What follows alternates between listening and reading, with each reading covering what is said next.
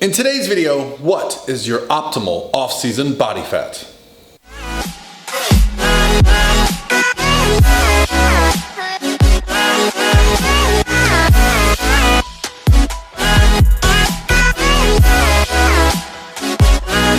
By myself. Hey guys, what's going on? This is Paul Ravella from ProPhysique.com, and I want to make history right here on this channel. This is Murica Energy, and I'm going to try the first one ever. This is the flavor Murica made, which is basically the orange flavor. There's 4 flavors they sent me. The reason I'm trying this one first is because I like citrusy sodas. I like Mountain Dew. I like my Orange Crush. These are going to be coming out this weekend, so hopefully sometime Doug sends me a link. I think I'm sponsored by them since Core Nutritionals makes it, and I'm hoping I get a bunch of free energy drinks. Very good. Yep, so I'm just going to keep drinking it while we talk, guys. So let's talk about today's topic, which is what is your optimal off-season body fat between competitions, or if you're getting ready for a competition, how much is too much body fat to carry, how much is too little?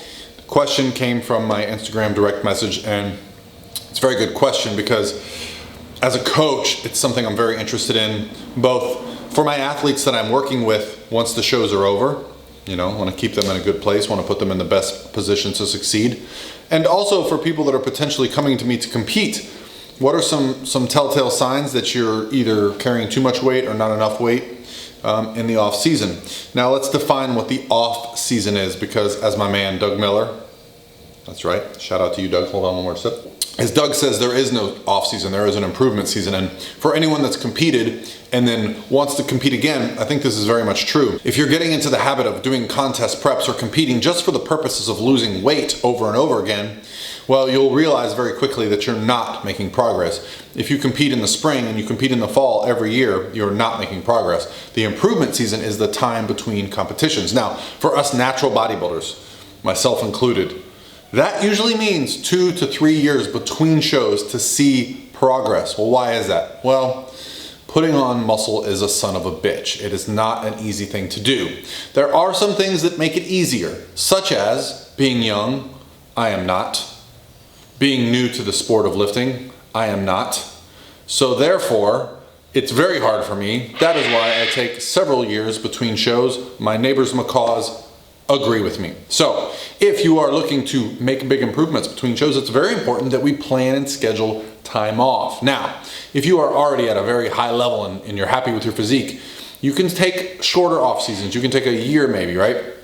But remember, when you come out of a competition, you're not quite optimizing your muscle building potential until you get to a good hormonal place. You can do that quicker, based on how you want to handle the process of reversing out of your show.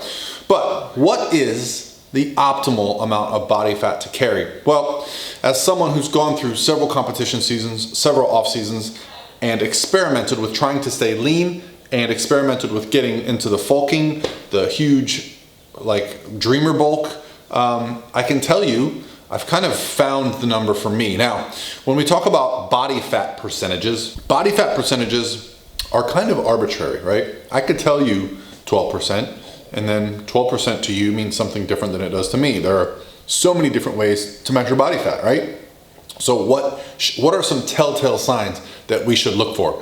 For men, one of the things I like to look for is that we're not getting too much fat on the abdominal region. Now, that doesn't mean I want to see a six-pack, but I don't want to see any type of body fat hanging over your clothing, okay? We don't need a pudge. You do not need to be that fat, okay? I like to see in my physique some detail. I like to see a little bit of rounding in the shoulders. I like to see a little bit of, the chest shape, okay? I don't like to get to a place where my waist size starts to creep up. So I have an off-season waist and I have an in-season waist. My off-season waist is 34, 35 inches. My in-season waist is 29 inches, right? So I know if I'm starting and I'm wearing like 36s and they're getting really tight on me, then I know it's probably time to step away from the pancakes, get on the treadmill, and tighten things up a bit. So what body fat percentage is that? Well, I think for men, I think the number is somewhere in the 12 to 14% body fat range. For me, I compete at probably just under 200 pounds.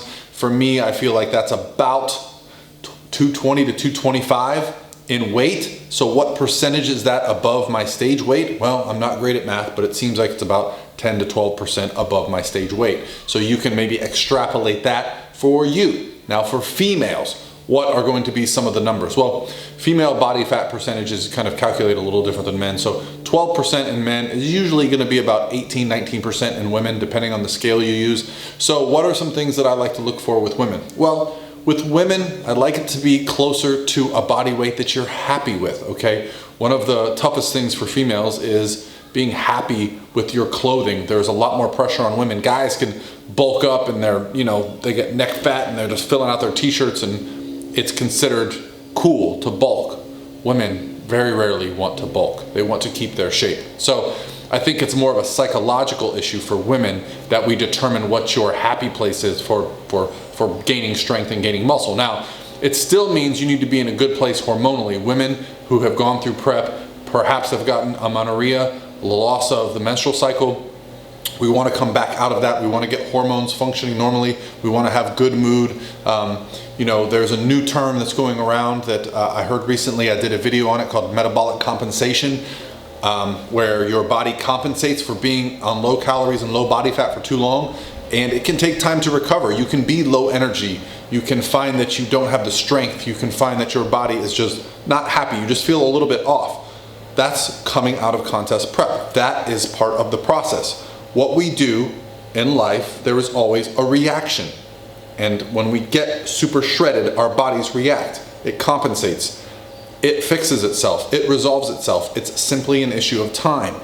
But it's important to be aware of that. And that when you get into the off season, you need to put yourself in a position to make sure you minimize that impact. Taking a long enough off season or improvement season can be very important. Dieting down to stage weight over and over again, especially if you get completely shredded, can have adverse effects, especially if you diet too frequently, if you don't give your body that chance to recover, okay?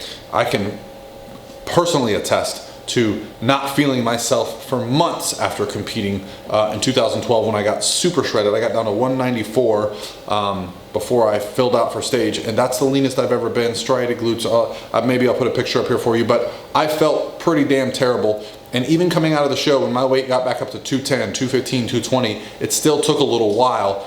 That's the same feedback I get with my clients that tell me, coach, my macros look good and I feel like I should feel good, but I'm just not quite myself. And then one day I get an email, hey coach, boom, I just feel great for some reason. I don't know what's changed. I haven't changed my calories. I haven't changed anything, but I'm happy again. I feel like my body composition is improving. Maybe the scale even dropped, but there just seems to be a place where hormonally we get into a good place. My girl, Katie Ann Rutherford, Katie Ann 100, hopefully you're watching this. I just had a good phone call with her the other day. We just talked about this process.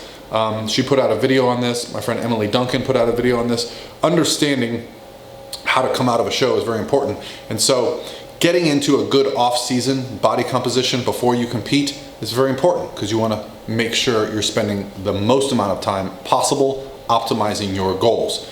So for women, maybe 19-20%, but that would come down to psychologically what you're okay with and how good you feel, and getting into a good place mentally so that you can not be focused on, I need to do a little mini cut, I need to do a cut, I need to do some cardio, I got this wedding event I gotta go to, I got this beach event I gotta go to, I gotta be in a bikini. If you're always kind of undercutting your progress by constantly trying to diet off a little bit of body fat, it might be better off if you just stayed a little bit leaner, had a little bit more control. So that would be my suggestion.